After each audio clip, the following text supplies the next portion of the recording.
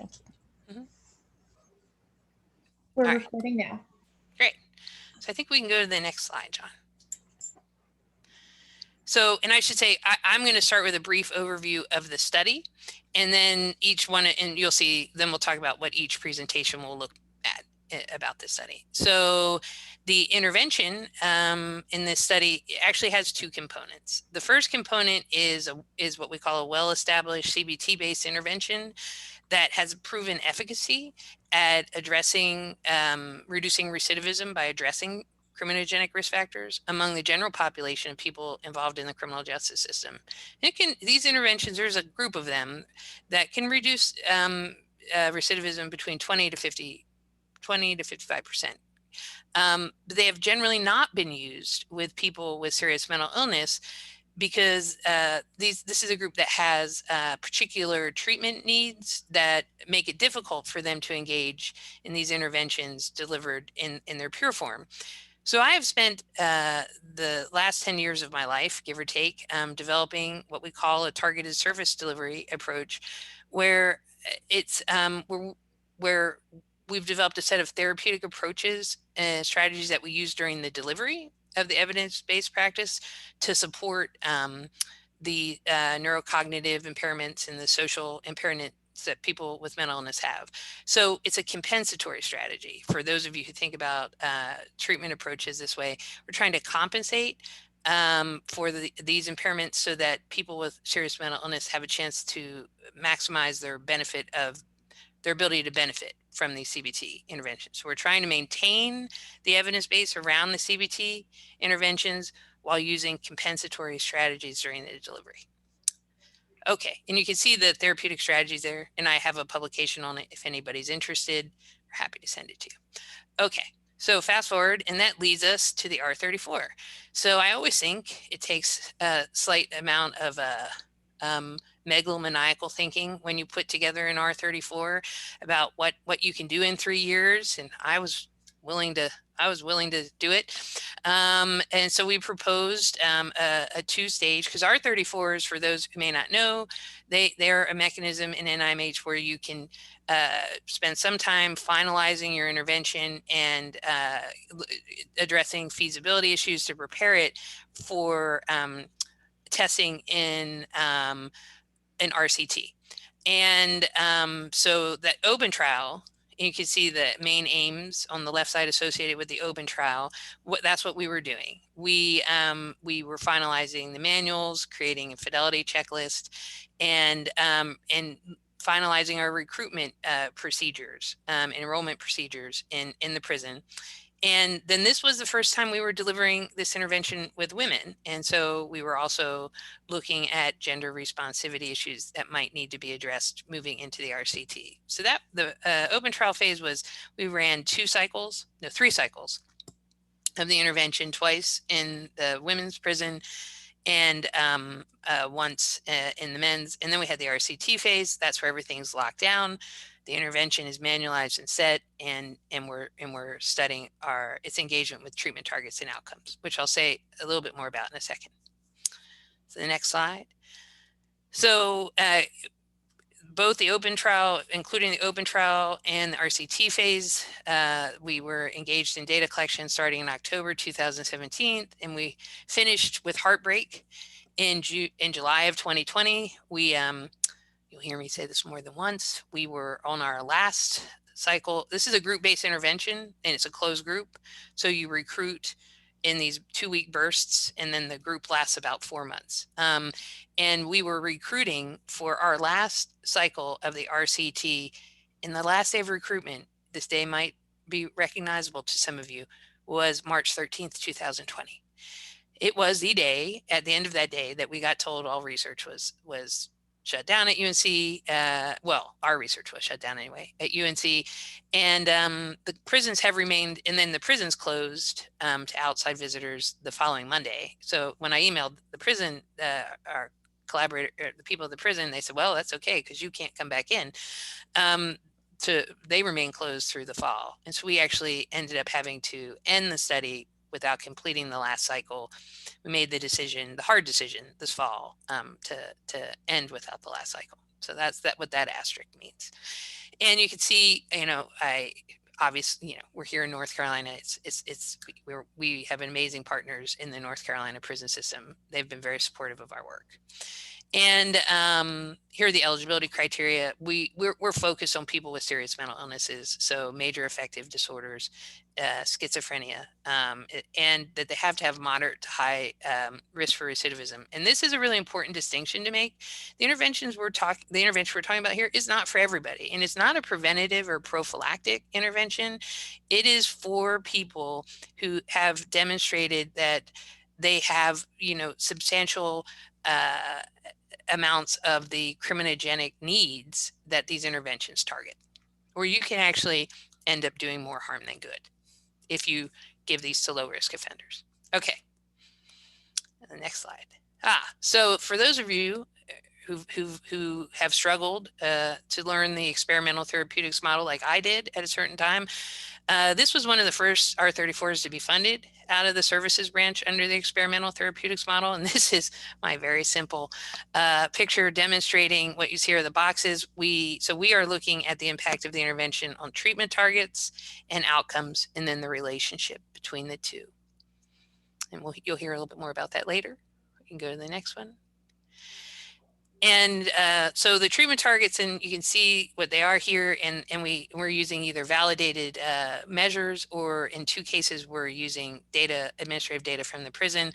So and our whole model is actually, one of the advantages for these interventions is they're well studied in the correctional literature. So I had a pretty substantial literature research base to identify what would be a treatment target or an outcome. And we're looking particularly at interpersonal problem solving, impulsivity, criminal attitudes and beliefs are our treatment targets, and then our outcomes include aggression, and then adherence to behavioral rules, which gets operationalized as behavioral infractions for people who are familiar with the prison system, and time and administrative segregation. Okay, next one. And then this is just an overview of our data collection framework. This was the same for the open trial and the RCT.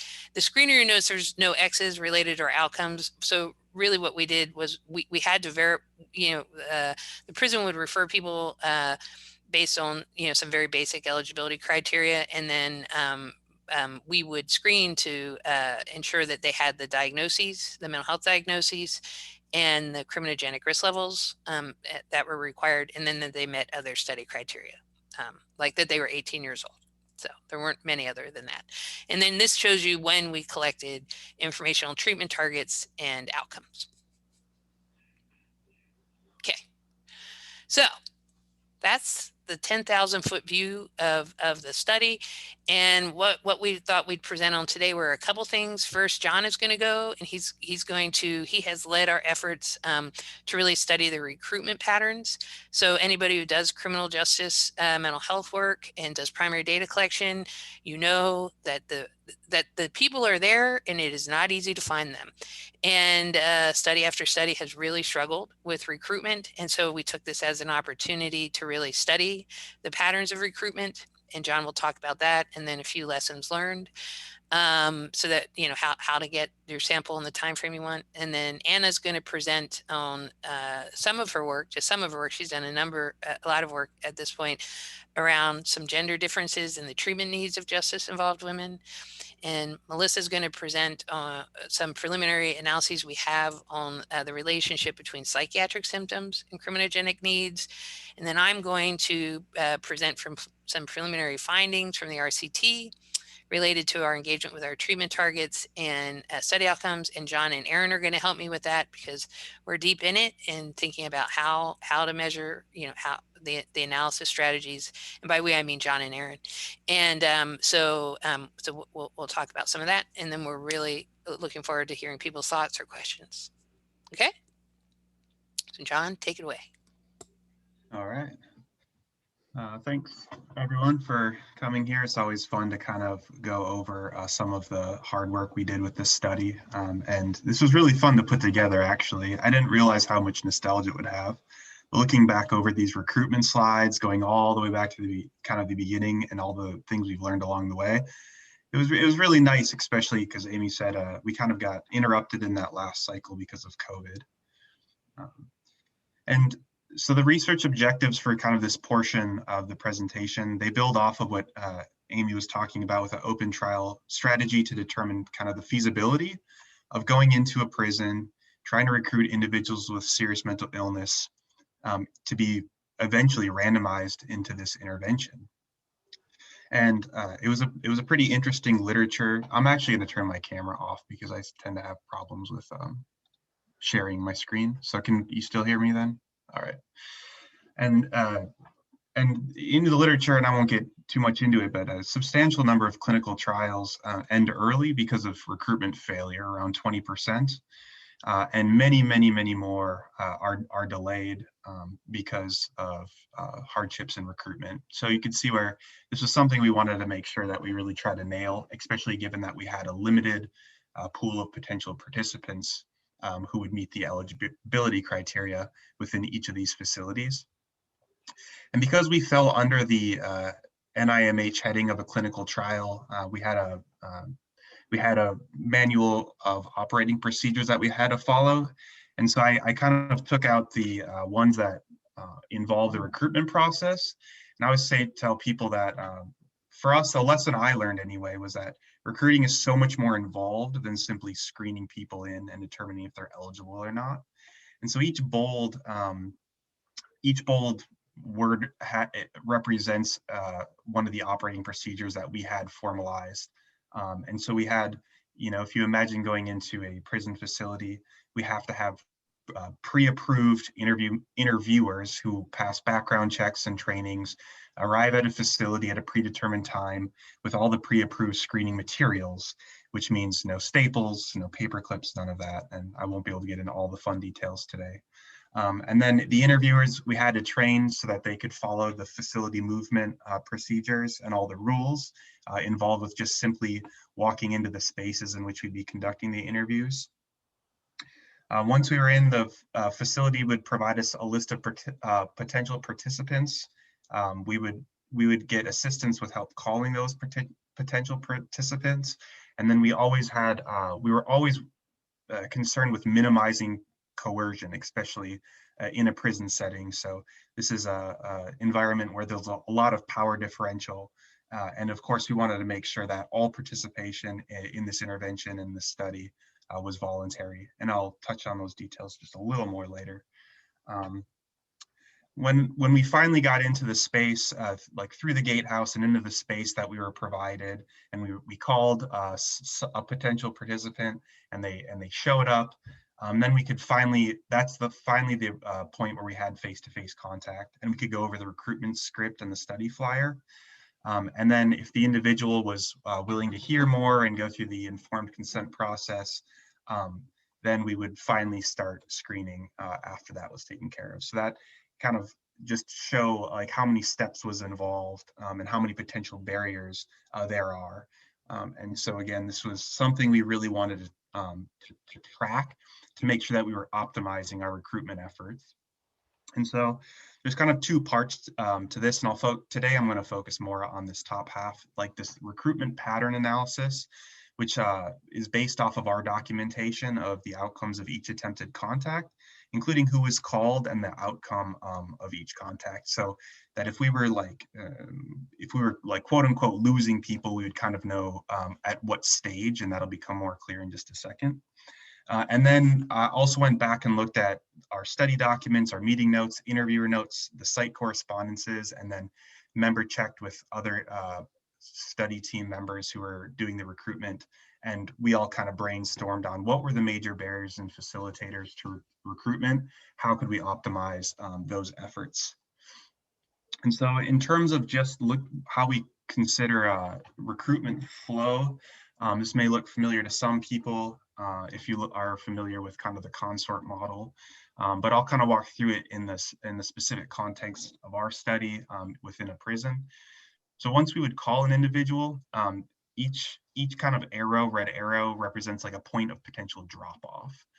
So we could call somebody and they wouldn't show.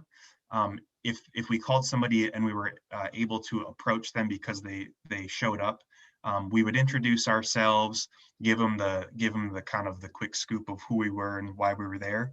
They could simply decline right there at the study flyer, or sometime before consent was finished.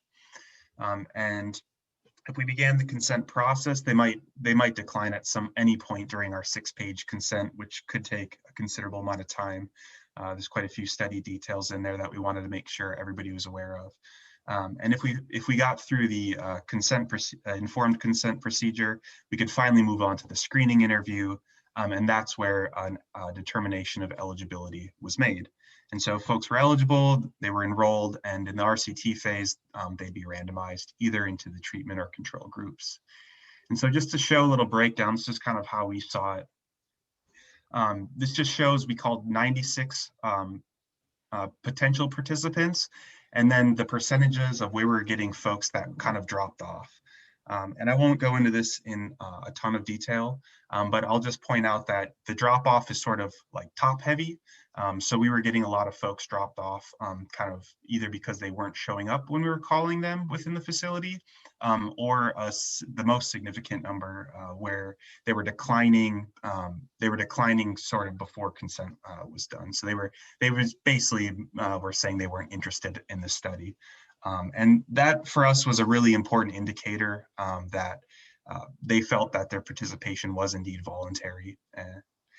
And that's a theme that'll kind of keep coming up. So this was the open trial phase. When we moved on to the RCT phase, we called 185 folks, and you can see the same kind of pattern of this early drop off from no shows, just couldn't get people to show up within the facility. And then again, the most kind of the largest proportion of folks dropping off were declining before we could finish that consent.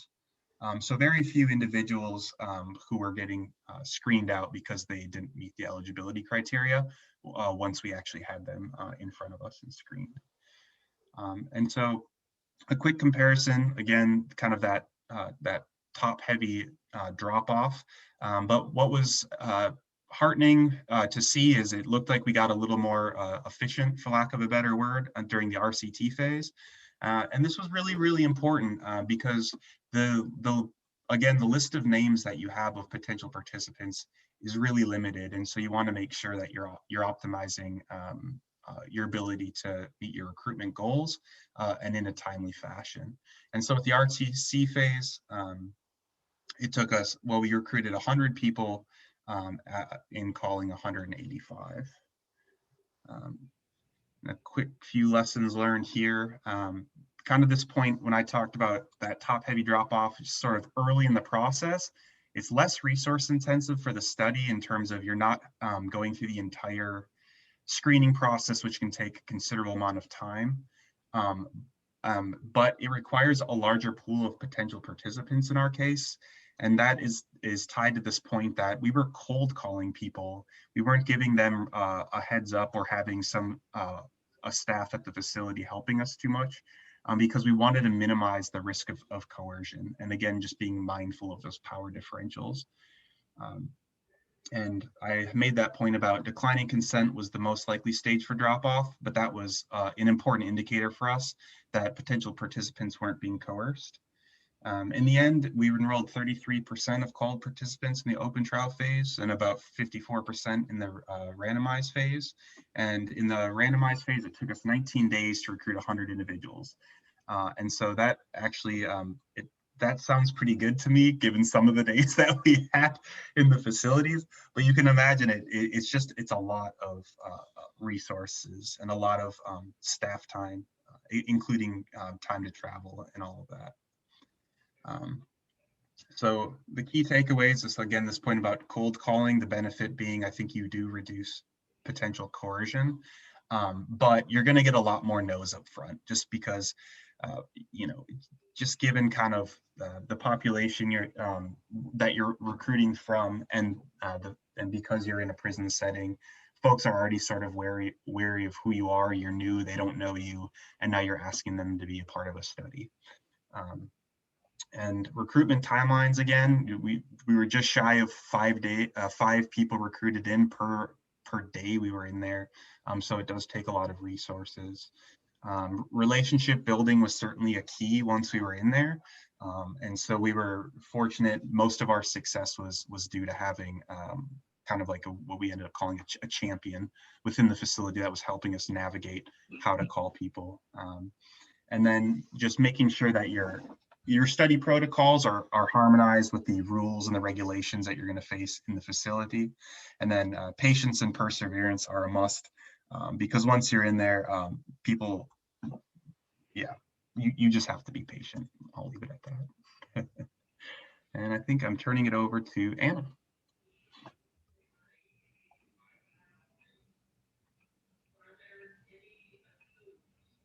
I don't see her on my screen, actually.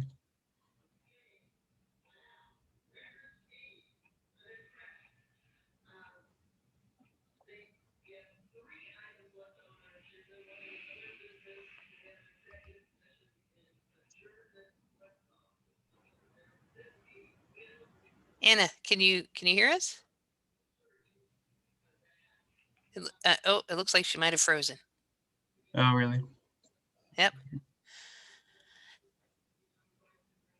So I'll give her a second to see if she unfreezes. Anna is irreplaceable. We made me replaceable because of my technology issues, and Anna's irreplaceable in multiple ways. Um, so one of Anna's roles on this project has really been to help us look at gender, if there's gender responsive issues that will come up, because as we've noted, our research on this, the earlier versions was all with men, and there's a substantial body of literature, at least about corrections generally, about the need for gender responsive treatment. So one of the things that Anna has been doing throughout the project in the open trial phase and now in the RCT phase is looking at if there's particular treatment needs or different treatment needs, or if women have other co-occurring treatment needs that complicate their ability to engage with this intervention, particularly women with serious mental illness. And we can go to the next slides. I know Anna's fighting to come back. I'm back. Oh, you're back. Yeah, just in time. So Anna, I just gave him the warm up on why you're studying. You can go to the data. You can go right to the data. Perfect. Oh, great. I am so sorry about that. No My worries. computer, what timing? Just a little bit of drama coming in. Okay. So Dr. Blake Wilson briefed you on why it is important to look at some of the gender responsivity issues in prison settings and with correctional populations. So one of the things that we did was explore whether there were gender differences, which reflects the binary nature in which folks are structured within our prison systems, in interpersonal problem solving among justice involved people with SMI. And we came briefly, I won't go too much into this, but we briefly came to this question because we did notice during the delivery of the intervention that women were the techniques that were being used to engage women in interpersonal problem solving activities differed a bit from the techniques that were being used in the groups that were run at men's facilities. And so that kind of brought us into a literature search, which then helped us arrive at this area where we found that actually the literature is reflecting that there are some differences between how folks are engaging in problem solving. And given that this is a primary intermediate target within many correctional interventions, we felt it was worthwhile to explore whether there are gender differences in interpersonal problem solving among the people within our sample, among folks with serious mental illness. We also were interested in whether or not gender moderated the relationship between interpersonal problem solving and aggression, which represents a primary and central treatment target of many correctional interventions. So we were wondering if the relationship between interpersonal problem solving and aggression differed systematically as a function of gender. So moving on to the next slide. So I relied on our open trial and RCT samples. So I had 65 participants. I only had 2 missing participants with my data, which was quite frankly amazing. And the sample was primarily primarily male, but there were enough women to really be able to engage this research question, which was amazing. So the measures that I was using were the social problem solving inventory revised long form, which has 5 subscales that you can see here, and then the aggression questionnaire short form. And I used independent sample t-tests to kind of evaluate initial gender-based differences. And then I used ordinary least square regression using a moderation analysis to look at the question of whether this relationship differed as a function of gender. So moving on to this next slide. To the left, we can see that women actually had significantly higher scores than men on negative problem orientation, which describes a set of cognitive emotional schemas such as perceiving problems as threats to well-being, having doubts concerning problem-solving abilities, having low self-efficacy, and pessimism about problem outcomes as a whole. Whereas men had higher scores than women on impulsive and careless problem-solving styles, which represents a dysfunctional problem-solving dimension that's characterized by active problem-solving attempts that are impulsive, careless, hurried, and incomplete.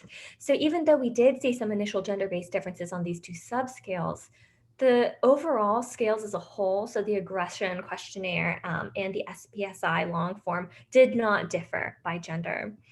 And you can see to the right with the moderation analysis, we saw that even though there was a significant and negative relationship between interpersonal problem solving and aggression that was conditional on gender, we did not see that this relationship differed by gender. So we did not see a significant interaction term.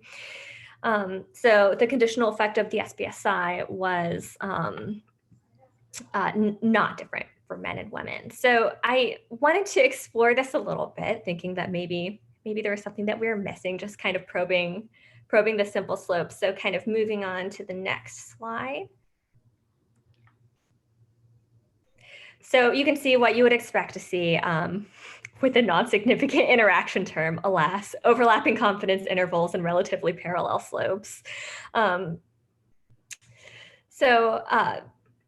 What does this mean? So our findings align with prior studies that have found gender differences in interpersonal problem solving and suggest that these differences are present among justice-involved people with serious mental illnesses. However, we found differences in subscale scores, not the entire score. And we also found that the relationship between the entire SPSI score and aggression was not moderated by gender. So this exploratory analysis suggests that interpersonal problem solving is a valuable target for men and women. It is related to aggression, and differences in initial subscale scores give some indication that there may be differences in how we might target interpersonal problem solving between men and women. However, that's something that should be explored later in future correctional research. And that really is an issue for the responsivity principle and how we make interventions responsive to the needs of justice-involved people of different gender identities. So we can't say whether or not that might be true based on our current data, but it does offer some interesting pathways for future exploration for how to optimize the effectiveness of these interventions with folks of different gender identities. Quick question. Were these measures based on their recall from their pre-prison experiences, or was this in terms of their behavior while they were in prison? What was being measured? That's an excellent question. Thank you so much for asking that. This is based on their current behavior while it's in prison. Thank you. And Joe, we looked at it at baseline and then at 3 and 6 months. What we're reporting on is the difference between baseline and 3 months right now. So yeah. Okay, great. Thanks.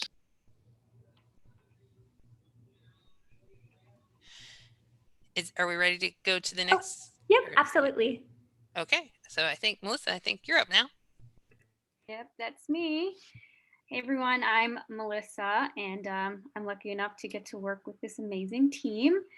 So this paper asks, is there a relationship between psychiatric symptomatology and criminal thinking among justice-involved men with serious mental illness? So high levels of criminal thinking patterns found among people with serious mental illness, or SMI, suggest that criminal thinking may be a particularly important treatment target for this population. This is especially relevant within the context of prisons, but this relationship has yet to be explored. So we address that in this paper. Next slide, please. Data for this post hoc analysis presented here consists of 3-month follow-up data from the RCT. The sample consists of men in both treatment and control groups. The sample in these analyses were 33 due to list-wise deletion. Psychiatric symptomatology was measured using the Colorado Symptom Index, or the CSI. This provides an overall measure of psychiatric symptoms over the past 30 days. So the response options range from 1 to 5, with higher scores indicating more frequent psychiatric symptoms. Scores on each item were summed to create a composite score, and the scale had a high internal consistency between 0.87 and 0.92. I also looked at criminal thinking, which was captured using the measure of criminal attitudes and associates, or MCAA. This includes 4 domains related to attitudes towards violence, sentiments of entitlement, antisocial intent, and attitudes towards associates. We decided to test each of the criminal thinking domains within the analyses. The MCAA response options were agree or disagree, and scores were summed to create a total score for each domain, where higher scores indicated endorsement of each area. And the MCAA also has a high internal consistency of 0.90. For the analyses, Pearson correlation was used to assess the relationship between the variables at the 3-month follow-up. And then ordinary least squares regression was used to assess the relationship between psychiatric symptoms and criminal thinking subscales while controlling for treatment condition.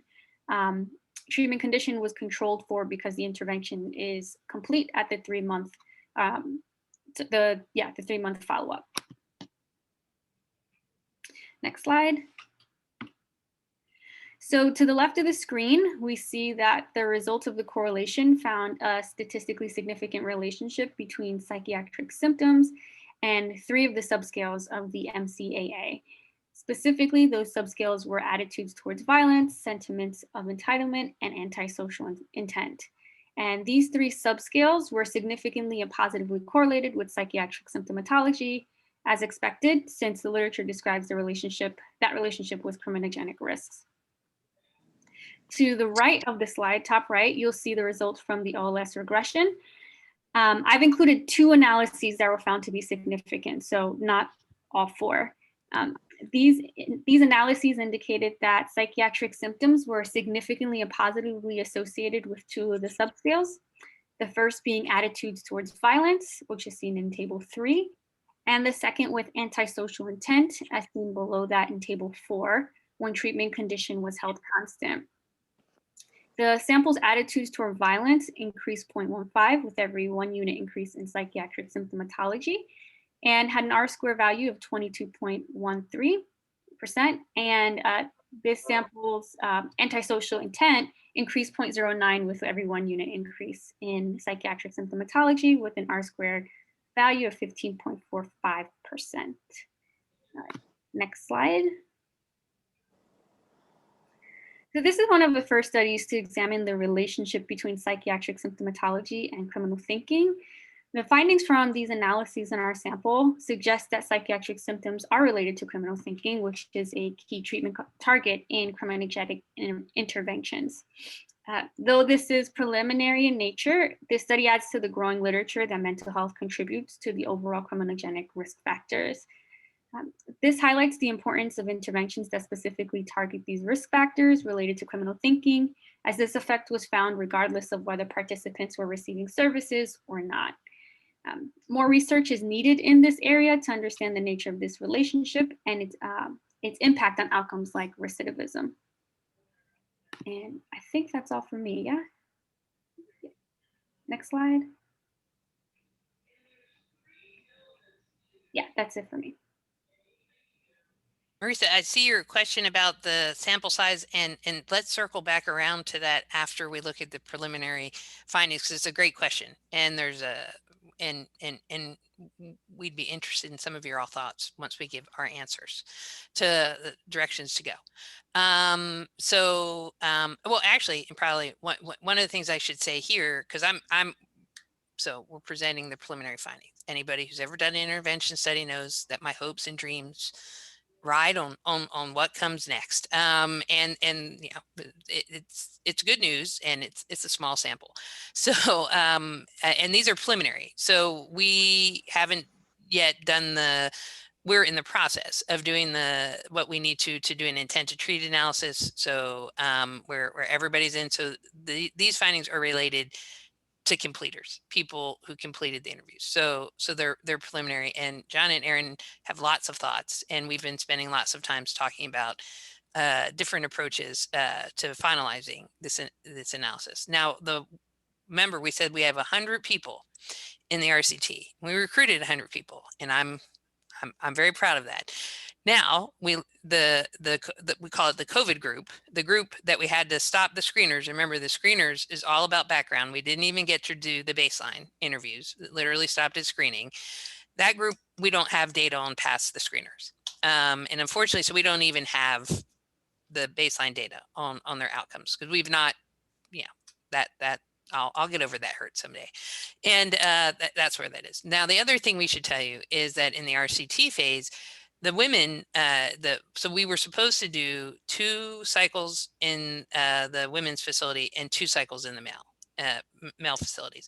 Unfortunately, anybody who's familiar with the North Carolina prison system knows that the women's prison has been, I don't think upheaval is too strong a word to use for what's occurred in the women's prisons since our study started. And anybody who does field research will feel the pain of what I'm going to say next. While I think a lot of good things have happened in terms of the prison system has had to open additional facilities for women to address some overcrowding and other conditions that were going on that were being experienced at NCCIW. That happened during when we moved from the open trial phase where everything was going along to the RCT phase. So when we came back around, because we went from prison to prison back and forth doing the intervention, so as not to overwhelm any one facility with our presence for too long, when we came back from Nash and we came back to women's, we were on our 3rd warden. Meaning this was the 3rd warden since the project had started, and they were in the process of moving about, they told me, 1/4 to 1/3 of their population out into new facilities. So, and there was just a lot of upheaval at that point in time. There was also a lot of very negative media attention on NCCIW at that point, just in terms of things that didn't have anything to do with our study, but it impacted everything we're doing. So while the warden allowed us in, she made it clear that we couldn't be her priority because she had a lot going on. And we experienced 100% attrition in the intervention within the first week. And that's why in the end, we ended up halting that. We kept going for a lot longer than that, but we did eventually have to stop the study. And there just wasn't the institutional support at that time to help call people. And then we lost our space. So we had to call it quits on the RCT attempted women's. And that's what we were in the process of doing, is completing the last and final cycle with men's. We had made a decision in partnership with the prison system to focus on men and continue doing the RCT in the male facilities due just to practical administrative things that were going on in the prison that nobody could have foreseen or controlled. So that's that's the other piece of it. So Marissa, on one level, that's how we're down to 38 people when we started with 100. We'll actually end up closer to 50 once we deal with the missing data and complete the intent to treat analysis. Okay. So with all those caveats here, these are literally the aim and the hypotheses that we have out of our grant. This is a goal. Remember, we're looking at treatment targets and outcomes. When we just, like as in December, got the final administrative data dumps from the prison for the behavioral infractions and administrative segregation. So we're cleaning that data and we'll be running those analyses, so stay tuned. But we have all the data clean and ready for analyses from the primary data collection. So we have the 3 treatment targets and aggression, which is one of the 3 treatment outcomes. So you can advance the slide, John.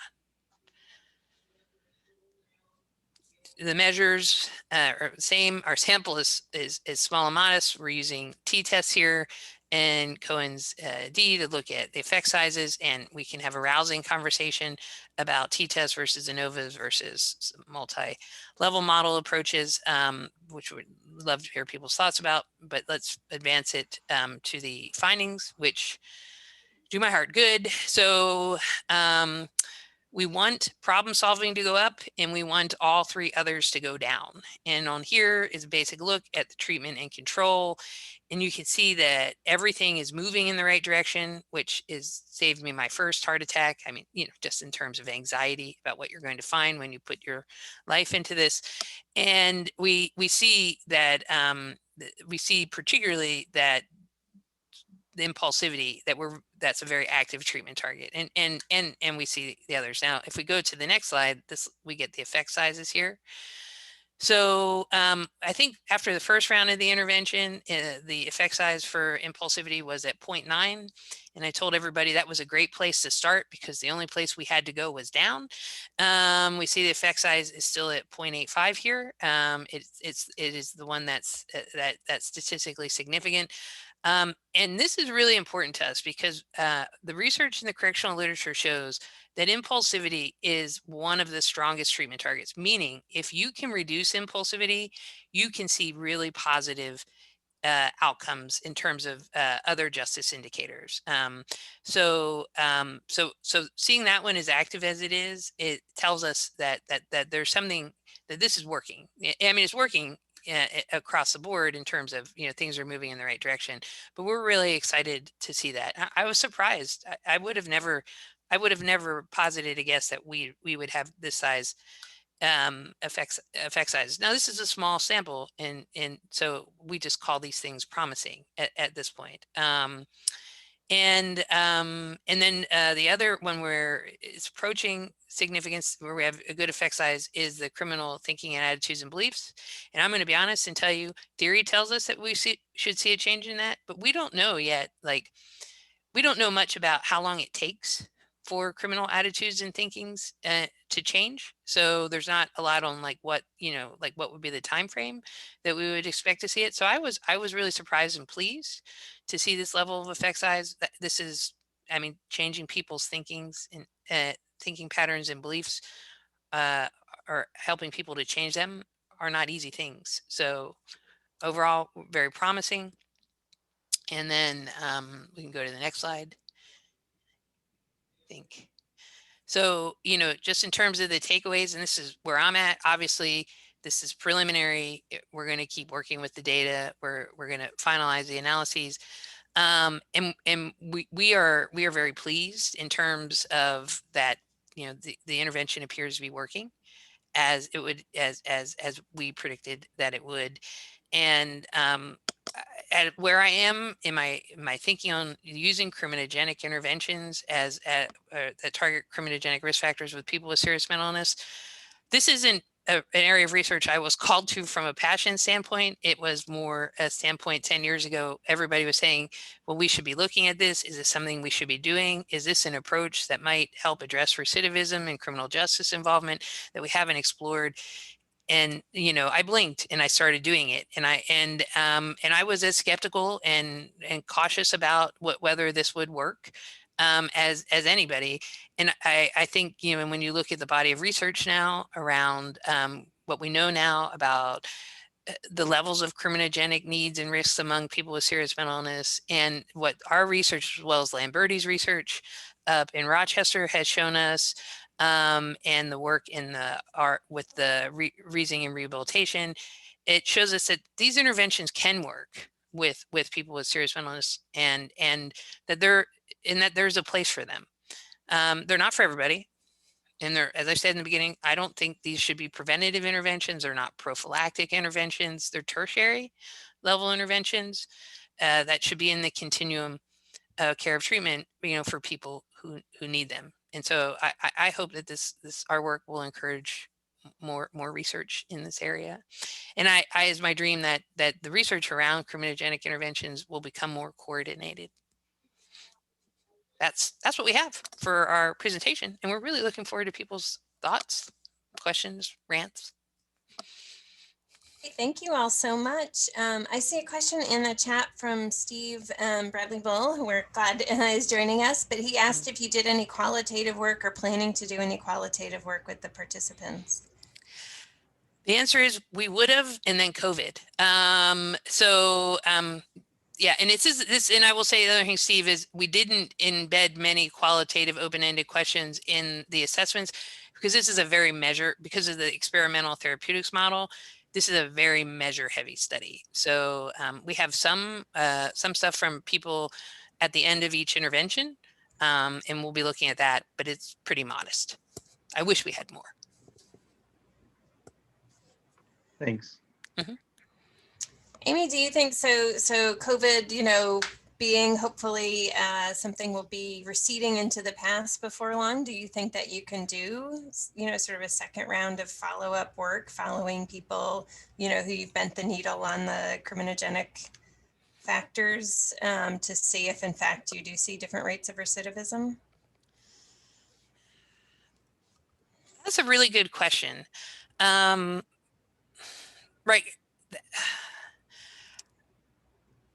I think it's a legitimate question. Like what's the dose response? Like how long do these interventions, have a positive impact on behavior, right? And then there's this whole area of work in the criminal justice system that's just really questioning whether recidivism is the right thing to measure on two levels. And so this is why I'm hesitating. On the one hand, it's as much a measure of the system, some might argue more a measure of the system than the individual. So, and then there's a question, if people are living in the community, I think recidivism is a really legitimate, thing to look at, because they were incarcerated when we did this. We said, well, what would be the criminal justice outcomes that would be in essence a proxy, that would tell us that things were going better for people related to their involvement with the system. And I think we're at a unique time in research where I really want to answer that question, but I'm not sure what the right measures are for that. And I think we're at a time of almost conflict in the field about what the right measures are for that. Does that make sense? I was wondering how you sort of thought about the ultimate kind of impact of this. Your outcomes it could be seen as you're trying to see how well people with severe mental illness can adapt to the environment in a prison. Mm-hmm. And I could see why the prison would be very interested in that research, because you're dealing with one of the major groups that presents difficulties to corrections in terms of managing them. But there is some research, a colleague of mine, Hank Stedman, did years ago, mm-hmm. looking at dangerousness and finding that the predictors of dangerousness in the facility had almost no correlation at all to the predictors of dangerousness in the community. And there's been studies, trying to look at therapeutic communities, as a whole tradition, I'm sure you're familiar with, in prisons and so on. And in some cases, it does carry over, and in many other cases, it sort of doesn't. So it's almost like the prison environment is one kind of setting, the community is another. I could easily see it. I think this relates to Maurice's question, trying to follow along to your cohorts, or if you're able to assemble a larger one in the future post-COVID, of finding out, is there any relationship between the measures of what's going on in the prison and what's going on in the community. Ultimately, we obviously want to keep people with mental illness out of prisons and out of jails. But if they're in there, we want to try and make life as supportive for them as we possibly can. Right. So anyway, I'm just wondering whether you've thought about some of those issues or. Well, yeah, I think yes, and I think about them somewhat with trepidation, in that, and I'll tell you about that, and on the other, so on the one hand, you might guess that I'm under great pressure to move to an RO1, with this, because this is what we would hope for, right? And so I appreciate your questions in the context, like what would be the focus of the RO1 in terms of outcomes, and certainly moving past behavioral infractions and time and administrative segregation are important. Following people into the community is I think really important, and yet there's a strategic problem where is you don't know how long people like there. So if you think about the people in prison who have mental illness and the people in prison with mental illness who are going to get out within the time period of your study to have that follow-up period, your like circle gets smaller and smaller. And if you go to jail, it gets bigger and bigger, except they won't stay in jail long enough to get the whole intervention, right? So if we go to jail where we'll have the community follow-up piece, we won't have, we'll lose people from the intervention, right? And if we stay in prison, there's real variation in how long people will be in that have impact, for the community piece. So those are logistical levers that I think about. So I'm sorry, I don't know why somebody's doing yard work right now, but of course they are.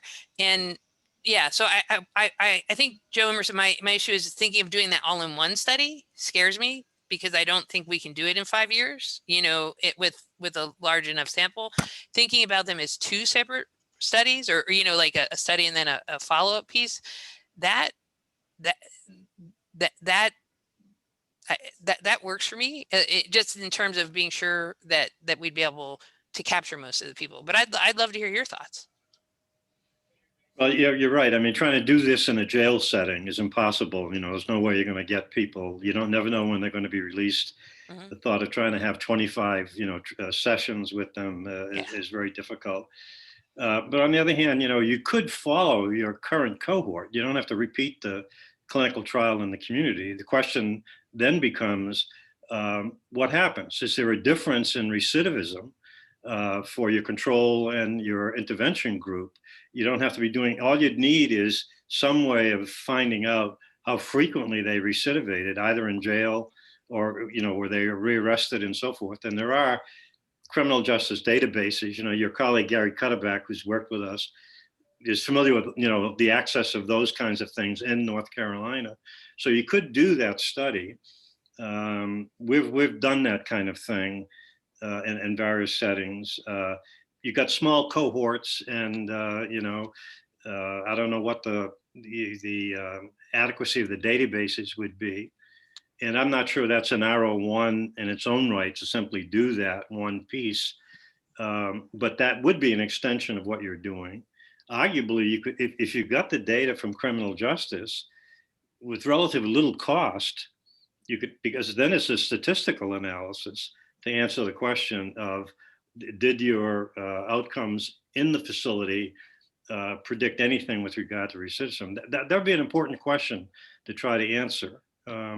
It may not be the basis of another grant. I think trying to think of, a larger scale study.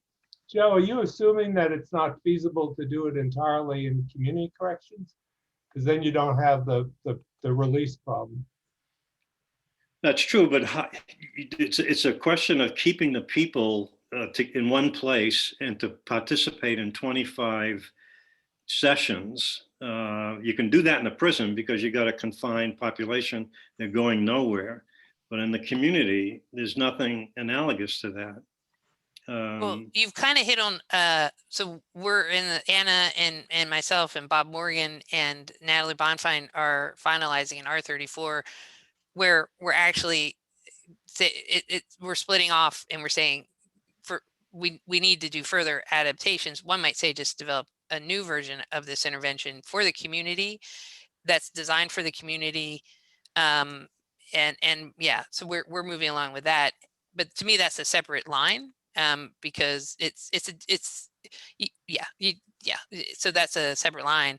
And then there's a keep working with people while they're incarcerated.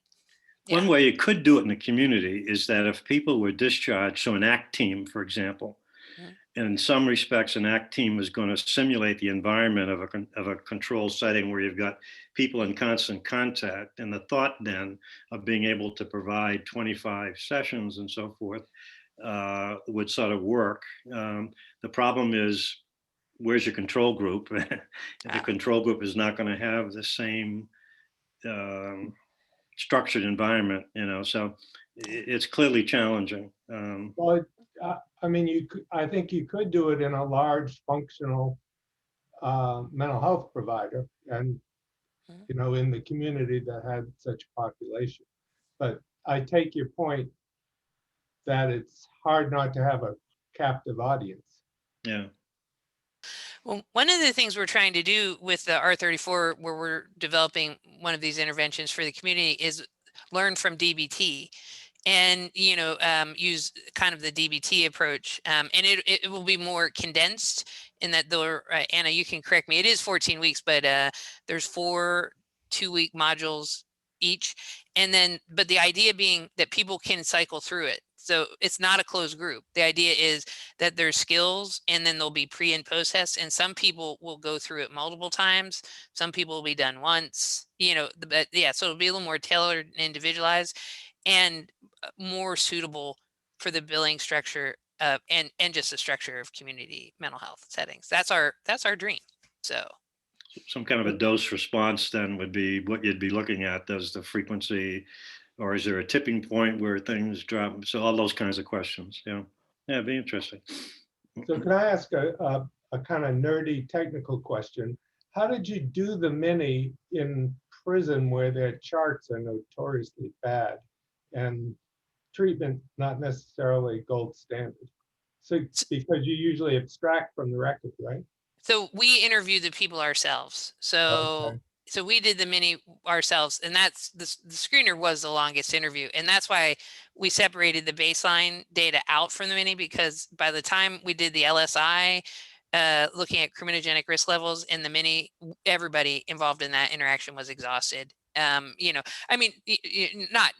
I'm speaking hyperbolically here, but so that was enough for one interview, and we've done the mini. I've been doing the mini with I'm one of Jeff Drain's students, so we, as far back as his CTI study, we used the mini in prison, and then Kathy Farkas and I did an RCT up in Cleveland together, and we used the mini there. So I felt pretty confident that we could use it, but you give up the diagnostic specificity, right? Because the mini tells us, the category, these general categories, but not all the way down. Yeah. Yeah, that makes it sort of harder to look at the relationship between symptomatology, diagnosis, and progression. Right. Well, and actually one of the things NIMH asked, so I think of myself as a humble researcher. When I submitted this, it was funded in the first round, and it was the greatest miracle of my life. And I was just trying to, as I say, put it up onto the green. I'm not really a golfer, but everyone in my family is, so I was just trying to get it scored, and when it came back, I was as stunned as anybody.